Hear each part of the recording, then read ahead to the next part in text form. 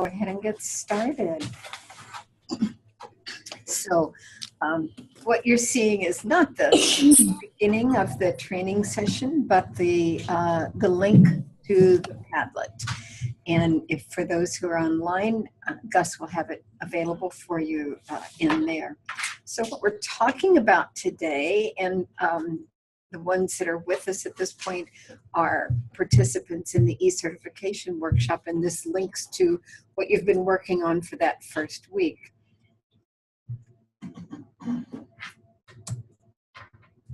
Hello.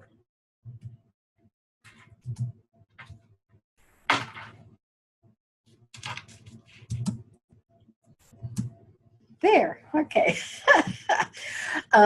This links into the content in the first module in the e-certification workshop.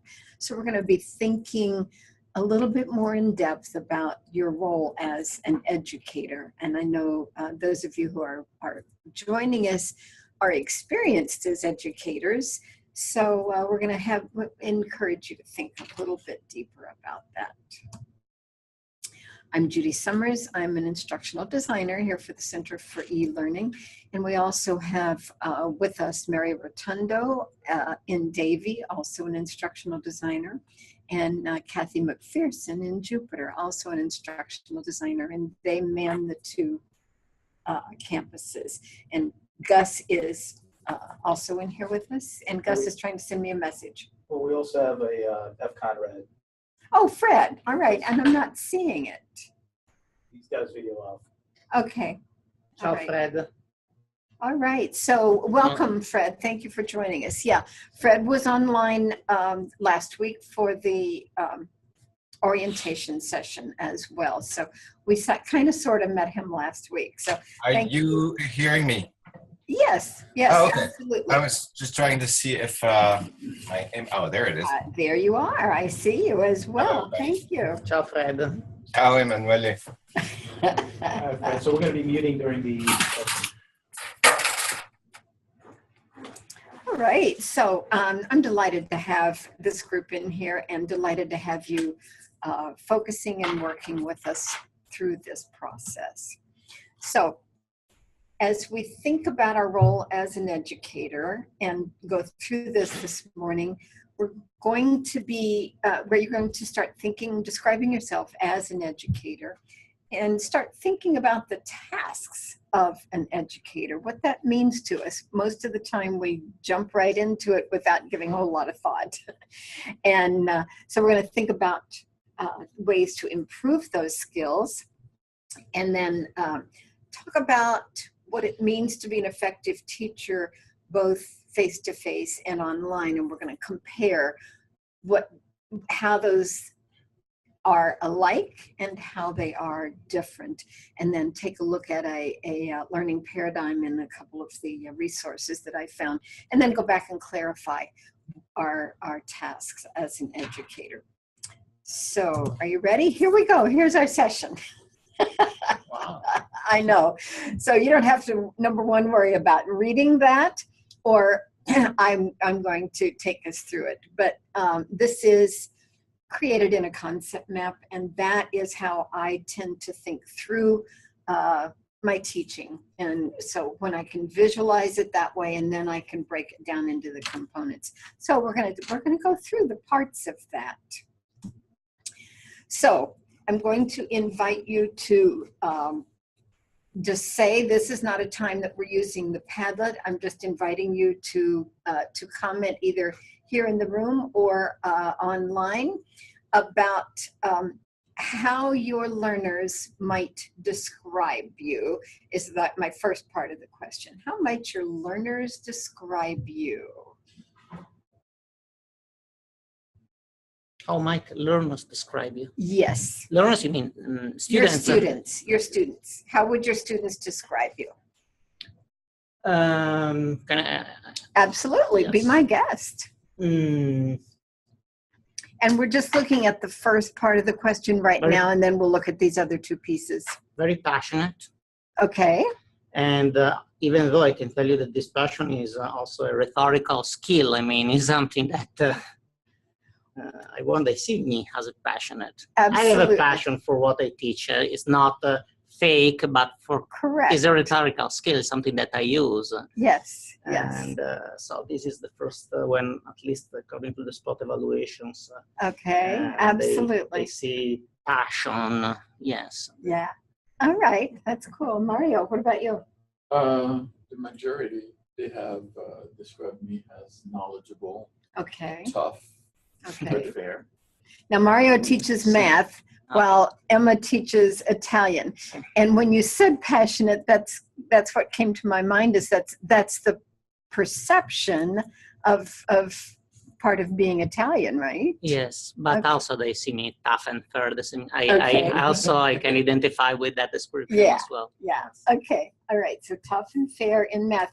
Fred, can we unmute Fred, or can he unmute him? How would your students describe you? Oh, can I? Oh, yeah. Yep. Okay. Well, same thing based on the spot evaluation and some, the occasional thank you card that you'll get.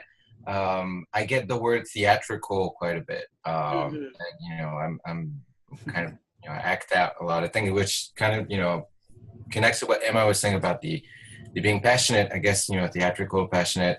But I mean, we teach literature, we teach film, so we have to, we have a connection already in the subject matter with theater. So somehow, and that's also right. multicultural. Multicultural is the other one that I get to. They kind of like Okay. to speak several languages that come from a country, but yet I'd like another one, but I live in a third one. So. All right, that yeah, inspires because them to you be commented multicultural about, as well. go ahead, I'm sorry. I said, hopefully that inspires them to be multicultural as well. Absolutely, absolutely. And how can we not be in this environment? Mm-hmm. Interesting. So this is how we want our students to see us. How do you think they see you? And what you said was essentially based on your spots, so it's probably a part of it, right? Anybody? How do you think they see you?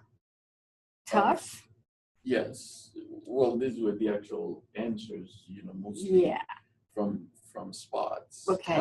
But of course, there's a small percentage that see me as in a negative way because of the perceived toughness. Yeah. Okay. Yep. All right. Anybody else? Emma or Fred? Either one of you want to say I hi? should repeat what. Well, and my that colleagues was just said. yeah. I think that all of them realize that they can have that my classes, as I always tell them, is a comfortable area. They should not feel judged but still they know that they have to. They realize that maybe I can make jokes, but still I'm not their friend. Right. I'm their professor. So Yeah. it's a balance. And that can be a tough balance, but it's such a crucial one, because while you can interact back and forth, there still has to be that separation. Yeah. So is there a difference between how we think they see us and how we want them to see us? Absolutely. Okay. Tell us more, Mario. Well, again, going back to the perceived toughness, I have projected in the past a sense of being a no-nonsense instructor, that I'm not going to deal with excuses and all of that stuff when your assignments are not done. But at the same time, I also would like to project some level of empathy. Right. Which sometimes I'm not able to do because it seems so blatant to me. It's kind of, slacking off and wanting second chances and third chances and fourth chances and 100 chances. Mario, how many students do you have at class? It varies between anywhere from 15 to 40. Oh, okay. What about yours? I teach at the state college level, not the university level. Okay. Well, this is what I was thinking about, that for me, for Fred, also for Mario, when he has 15 students, is easier than smaller group. Yes, when you have a small group and you have 200 students, I think it's completely different kind of teaching.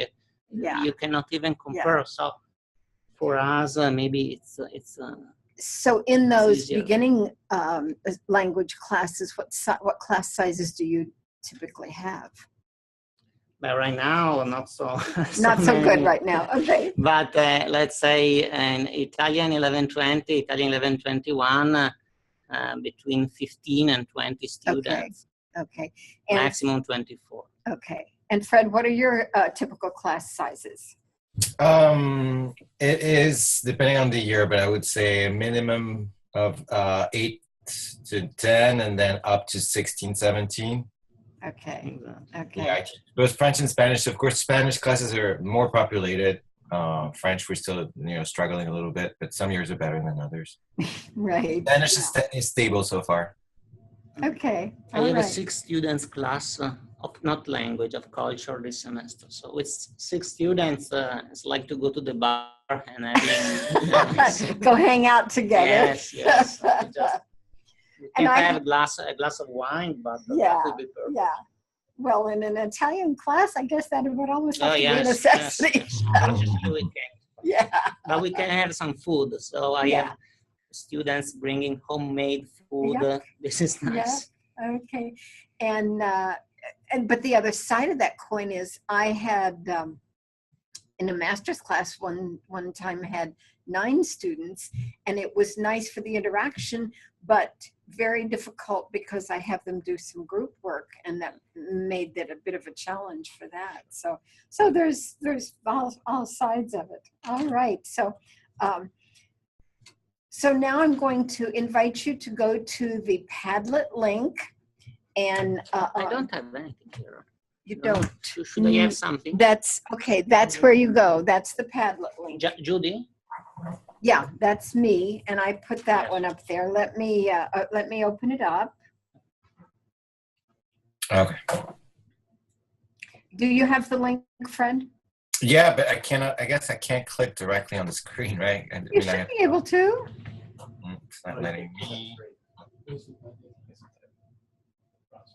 Oh, It's okay. actually, if you look into the chat window, you'll see a lot. Chat window. Okay. Oh, yeah. Which one? Got it. Just click somewhere on there and start typing. There you go. Okay. Where would I find it? Are you in the Padlet? Oh, okay. Clicking on it, nothing's happening. No, copy and paste the link into your browser.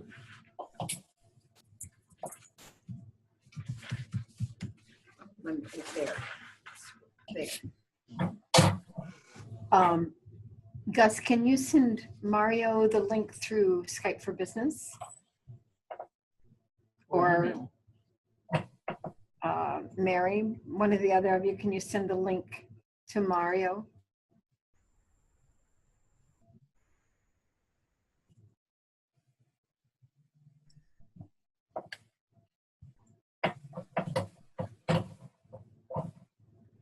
Were you able to get it, Fred?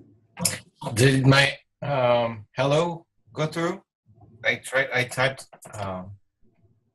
I don't don't see my name. see it, but it might be on another part of the screen that I'm not.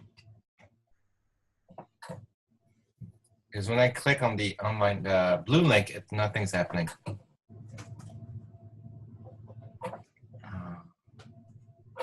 All right, so we will see what we can do to figure that one out.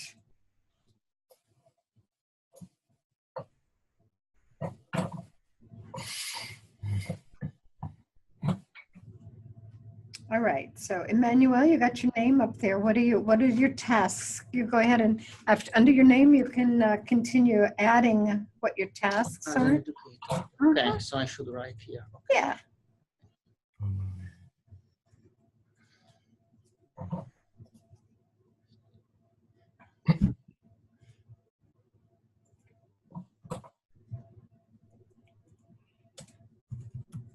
Ah, okay.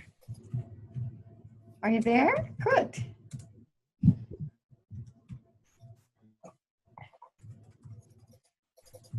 I get the link, the private message, but it's same thing. Right, sterile. No, sterile. It's not letting you in? Well, is it because I have a Mac? It shouldn't be. Try copy and pasting into your browser. That's a website. Okay. Could But if be, I go to browser, then I need to.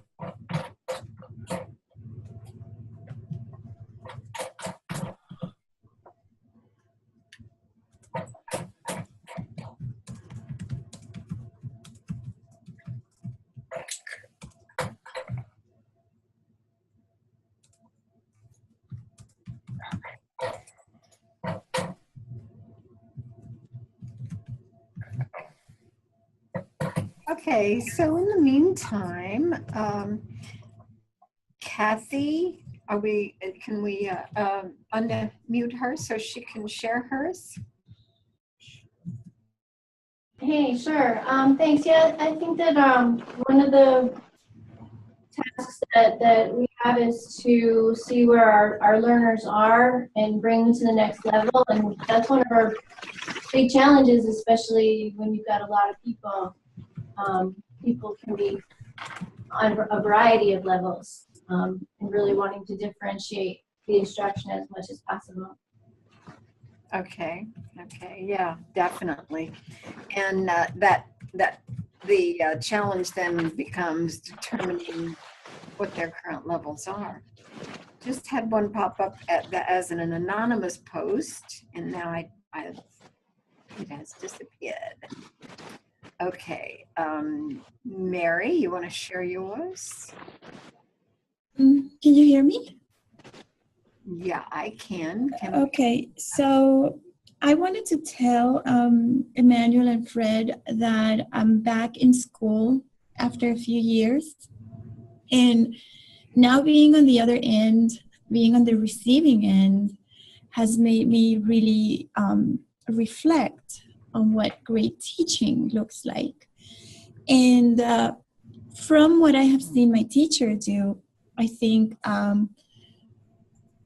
your main role as an educator is to provide enough context so that your students connect to whatever is it that you're teaching.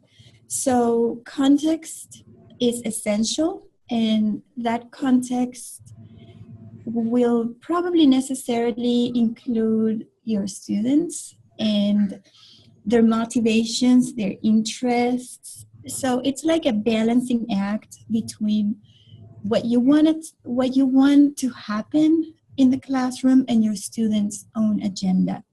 So a lot of I see that more as a mediator, a facilitator than ever before, having had the opportunity of having a great teacher who poked my interest and let me explore things. She provided the right kind of guidance and support, but she basically she encouraged me to explore my own curiosities. So she's there to provide the context, but I provide the main aspects of what I want to learn.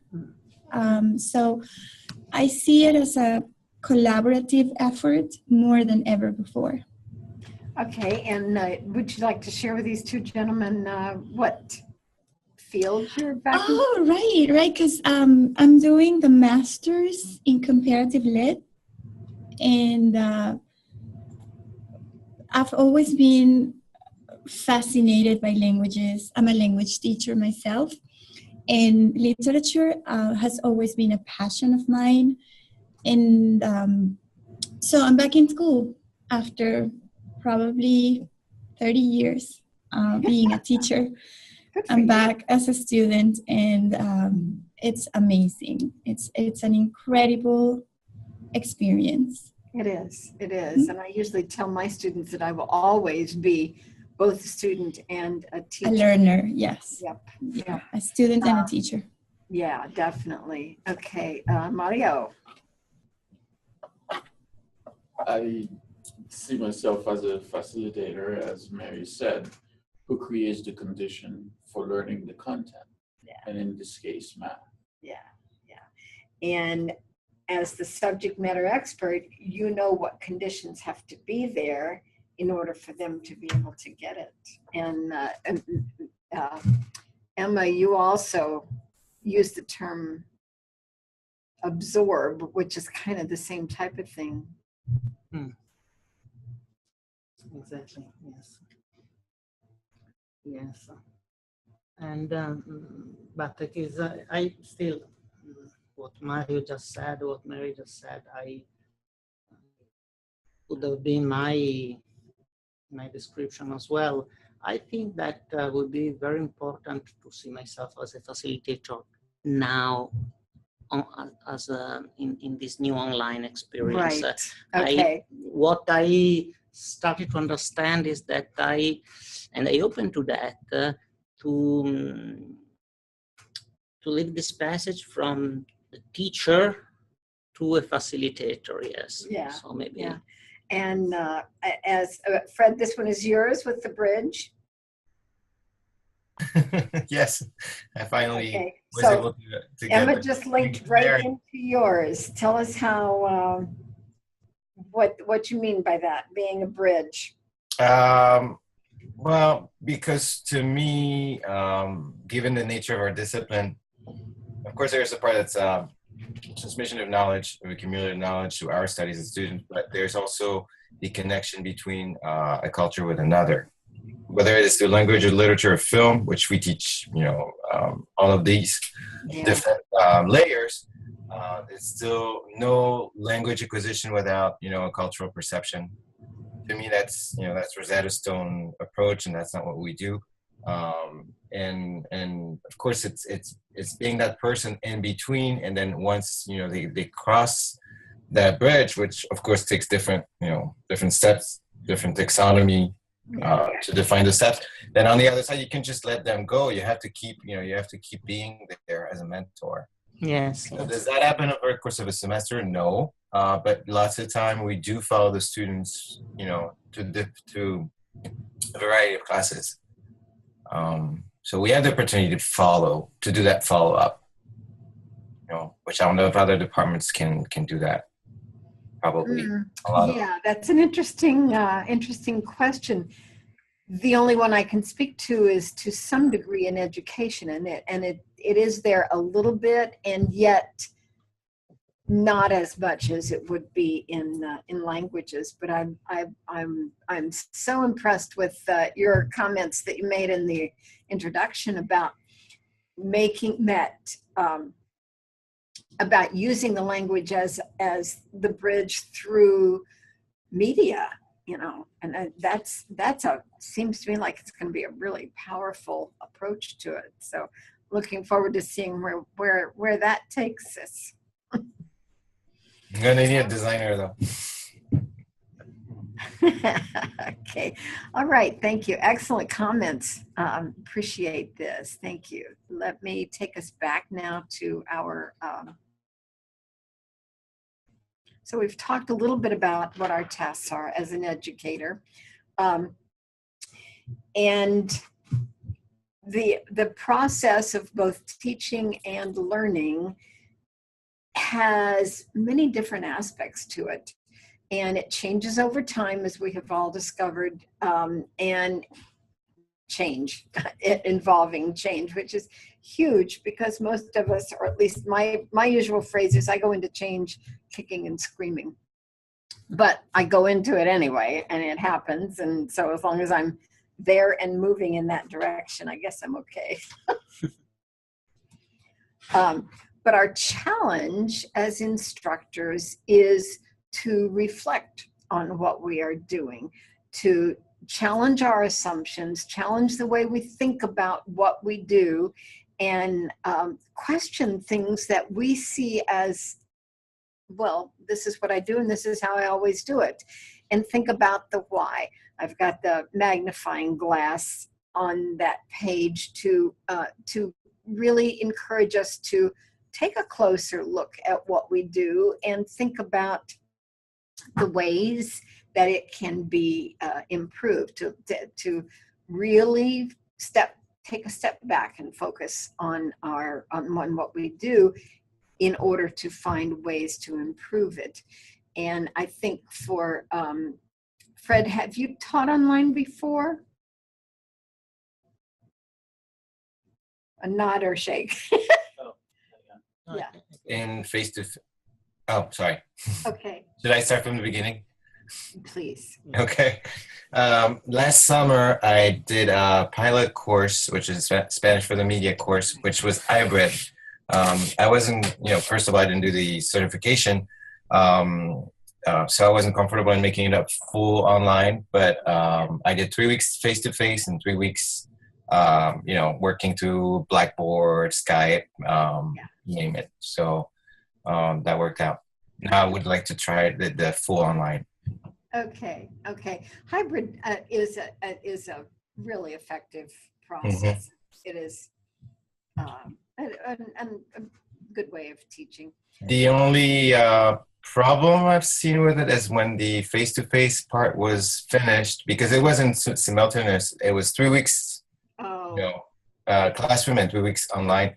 When that part was finished, the face-to-face, students were not happy that we were going to transition it to the online.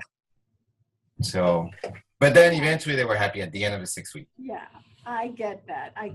Typically, hybrid is done based on the content and that which is considered to be more effectively taught through an online component versus that which is more effectively taught in face-to-face, though most new online teachers would say it's all more effective in face-to-face, right?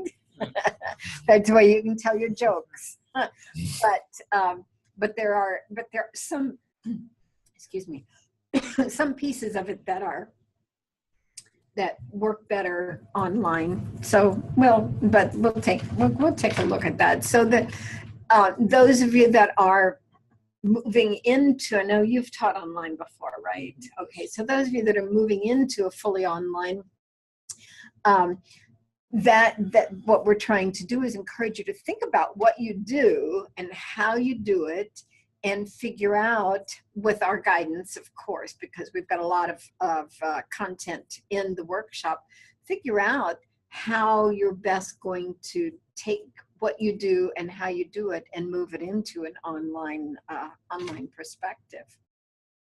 So the challenge is to think about it and reflect.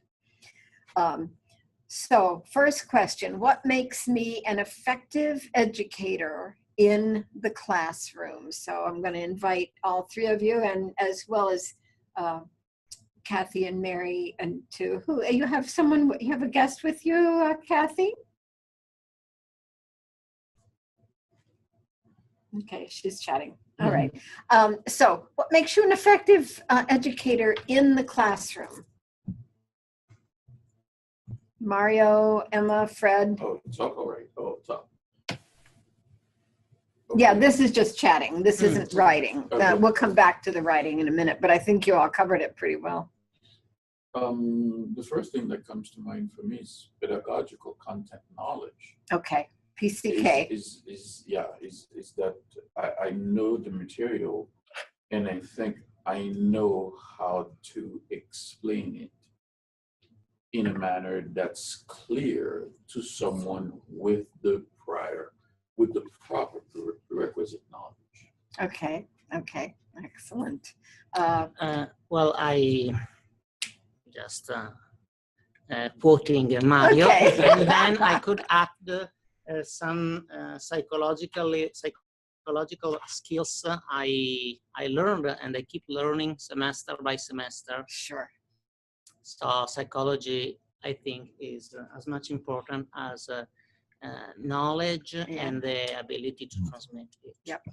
Yeah, I want to add to that we're dealing with a student population that that learns through a huge variety of different styles. So you have to be at least familiar with, you know, a good majority of them. So you transmit that knowledge to all of them in different ways combined, and make sure that you get everybody's attention, whatever it takes. I mean, to me, that's crucial. I cannot teach if I see somebody texting in a corner. Exactly. Absolutely. I have to make sure everybody's connected to me. That might be a challenge in the online because you don't get to see what they're doing. So Is there's whereas I become very, very harsh. yes, yeah, definitely. So that's one aspect that you're not going to have to worry about with being an online teacher. Right. You're not going to see if they're texting in the corner or not. And So your I wanted to say something, Judy. effective educator, is that also going to function, do you think, make you effective in an online environment? Yes. To me, it's almost the same, except for there's a larger portion of the responsibility in an online environment that falls to the student. Absolutely. For example, if I meant to lecture on a certain topic and I post a video for you, it's up to you whether you watch it or not. Right. And you could be texting all you want. You still have to watch the video to get that content. Yeah. So from that particular point of view, it lessens the load on the teacher. Okay, yeah, and we're going to move in that direction in just a few minutes. Fred or Emma? I'm quoting Mario. And then, Next time I'll let you go first, okay? well, yes. I think Mary wanted to say something. We didn't get to Oh, look. yes, Yes. Mary, you want to add it in here? Sure. I think that in a language classroom, interactivity is crucial. I think we live by the 20-80% rule, in which we are there so that students get an opportunity to speak, right, or write, or use the language. And I think that in the online classroom, it is a lot easier to have that interactive element because of the non-synchronous nature of many of the activities. I feel that opportunities multiply for students to interact with each other.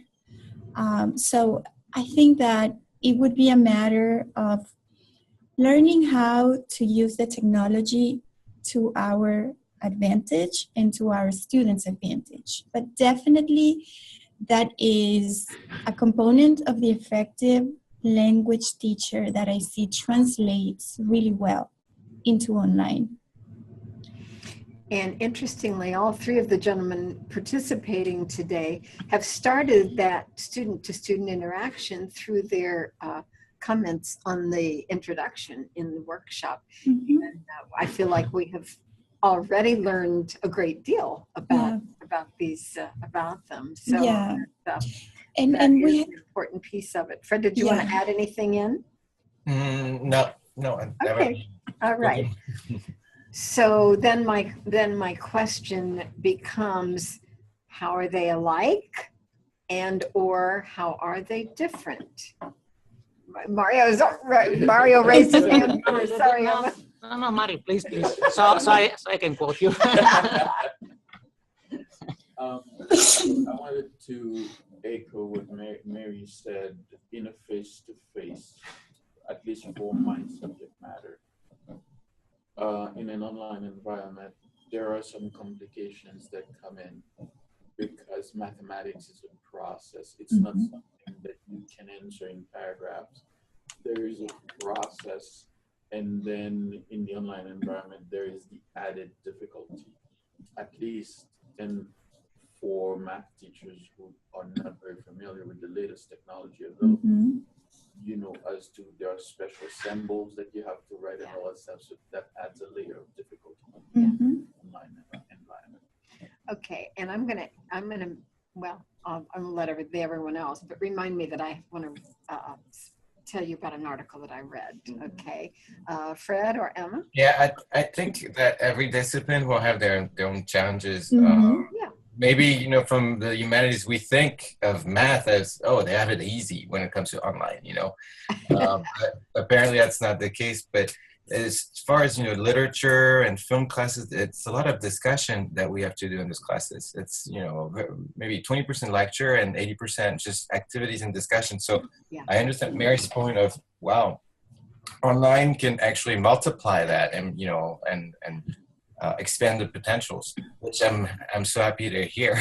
But my big concern to me is how am I going to be able to manage the discussion part? You know, so it's Mm-hmm. so it reproduces, it emulates what I know in the classroom, the face-to-face in the classroom, where it's very spontaneous and once common will, you know, create and will create a reaction in somebody else, and there's smiles and there's gestures and, you know, Mm-hmm. Exactly. That's- Yeah. or angry faces. I mean, you name it, but that's the part that you don't get to have. So now I'm quoting Mario and Fred. Okay. I guess Also, for example, just thinking of teaching Italian, the Italian language Italians are famous for gestures. I'm using a lot of gestures in class, and then my physicality, my theatrical. So I'm just don't know yet. But for example, I asked Silvana to produce some videos with my wife and I doing stuff. Wonderful. So, but because this is the problem. I'm not able, I can't answer these questions because I never Right. taught a Okay. class. So call me next. I'm going to teach spring 2017, my first class, and I will Gotcha. be, Yeah. and then after 10 classes, my answers will be different, I'm Of sure. course. Yes. Because, Of Yes. course. Absolutely. Absolutely. I won't have all the answers. And I will change, as I did 17 years ago. I Yep. taught my first class. Probably I would not recognize myself as a teacher if I always feel sad, feel bad for the ones that had the first semester I taught any course, thinking, oh my gosh, did I get anything at all out of it? But yeah, and we truly have a multitude of ways, and I'm sure Sil was able to give you some guidance of having your persona, your gestures be able to come across Yes. in an online. But at the same time, I read the articles you suggested. As I wrote in the journal, I'm not concerned about what is the academic identity. I really don't care about that. I mean, I'm Okay. completely open Yeah. to this new world, and so there is not an academic identity to teach Excellent. to defend. Yeah. I know that I Excellent. will teach in a different way, and that's all. I just would like to understand how, but it's not about me. And you're right. It is not just what Mario said earlier. It's about the students and how they are best going to be able to make it happen for themselves. But they have to be willing to take that responsibility. Mario, the article that I read, just a quick thumbnail. I'll send it to you. Oh, Had to do with a math teacher who, his first time going online, had used to having students present something on the board and show their process. What they had done was have the students pick a problem and record themselves, both audio and visual, and their screen doing that math problem, and then posting it for the rest of the class. And it was very interesting article, and a very effective, even more so actually, she said, than in class. So that's one quick comment. Let me see where we're headed here. Okay, so as we have already alluded to, it's a shift in that learning paradigm. The emphasis now becomes learning rather than teaching. And it's more on the student discovery and their own construction. Again, the Vygotsky of the scaffolding and constructing their own learning. It's how they are able to take what's offered and make it work for them. So the students have a much more active role in this whole process. So it's a shift in our paradigm from thinking of us as, you know, the classic line is the sage on the stage versus the guide on the side. So it's a matter of shifting our thinking. But here's where the challenge comes in. Are we willing to give up that control? Are we willing to give up that control? And we encounter an occasional instructor in here who's not willing to give up that control. Are we more willing to become that guide rather than a deliverer of content? Tough challenge, Mario. Well, I have experienced pushback from students who Yes. refuse to take control. Yes. And this semester, I'm teaching a blended course. I walked in the first semester, I said, this course is going to be 50% online and 50% face-to-face. So we can do activities during the time that we're here, or do you want me to lecture? 90% of the students said, we want you to lecture 50% when we are in here. Yeah. And then whatever you don't have time to lecture on, then we'll go and learn it. And this has been my experience, that most students, when it comes time to take ownership for the learning, they have push.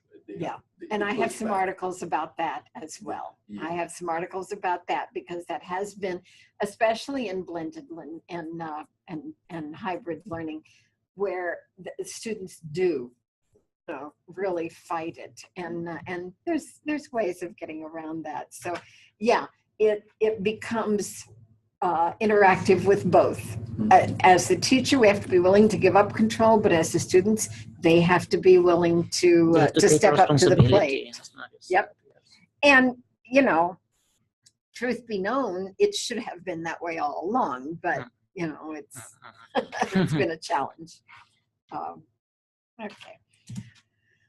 So in this case, I was going to go back to our Padlet link and see if we have added anything to it. Rather than going to that, let's just make see if we have anybody that wants to make a comment about have we changed? Because what you put on that Padlet earlier, and I will open it up for us, what you put on that Padlet is essentially what we have already talked about, is being a bridge to the discipline. Put their information in a way that they can absorb it and to help them develop their talents. Facilitator who creates the conditions for them to learn. You all have all been right on target with that in your tasks. Anybody want to add anything to that? Okay, Mary does. Maybe that it would be on us to learn the technology that facilitates the learning of our disciplines.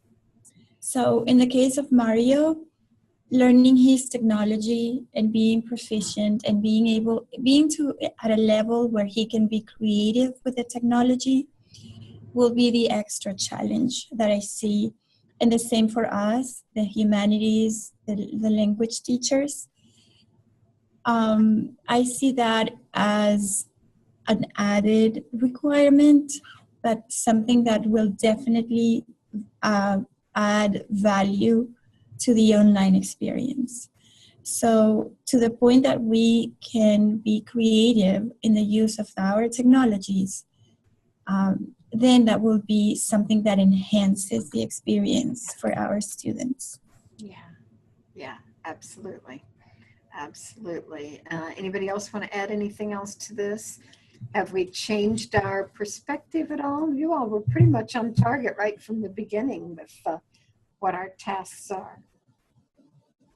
Can I add something? Sure, of course. I guess one way to also understanding the transition in us, going from face-to-face to online, is to, and I kind of agree with Mary a lot, about finding the right tools for assessment as well, because assessment is what is going to give us that satisfaction that we lose, from coming from a face-to-face environment. We have a control, so maybe we can compensate with the assessment on the other side.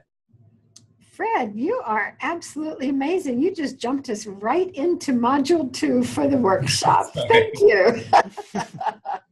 Yeah, for this coming week, you're going to be reading and thinking about assessments and going beyond the idea of a midterm and a NAEP final as the assessment tools, but things that we do regularly on a week-to-week basis to discover that, to figure out if our students have actually accomplished what we set out as our objectives for them to accomplish. So that's exactly the direction we're headed in. Thank you.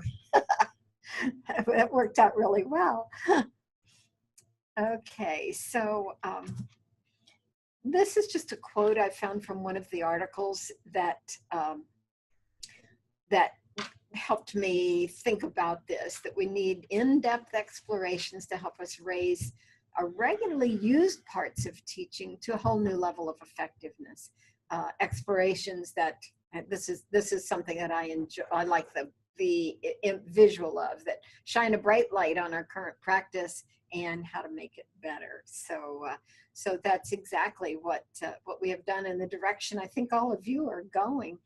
And so I'm going to thank you for being here, for being open and reflective about what you're doing, be willing to put your teaching strategies under a magnifying glass, and for caring. And Kathy, would you like to introduce your guest? Sure. This is Serena Harmon. She's in the process of joining the e-certification workshop. She was actually with us at orientation day. Okay. Even though we're still going through the process of getting her signed up. But it's not her fault. Okay, tell me her name again. The volume was down when you said that. Hi, I'm Serena Herman. It's H-O-E-R-M-A-N-N.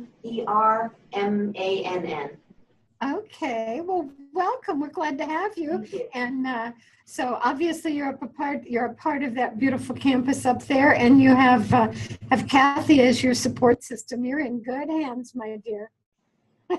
Absolutely. Thank you. Yeah. Okay. So so that pretty well concludes what we're doing today. Thank you for joining us. This is the reference list that I had, and I will be more than happy to share any and all of these with any of you. And then next week we're going to be talking, as Fred decided was a really good segue for us, about assessments. And we're going to be looking at the speed grader within Canvas. And then the following week, one of our favorite topics, Bloom's taxonomy, how we use that to determine.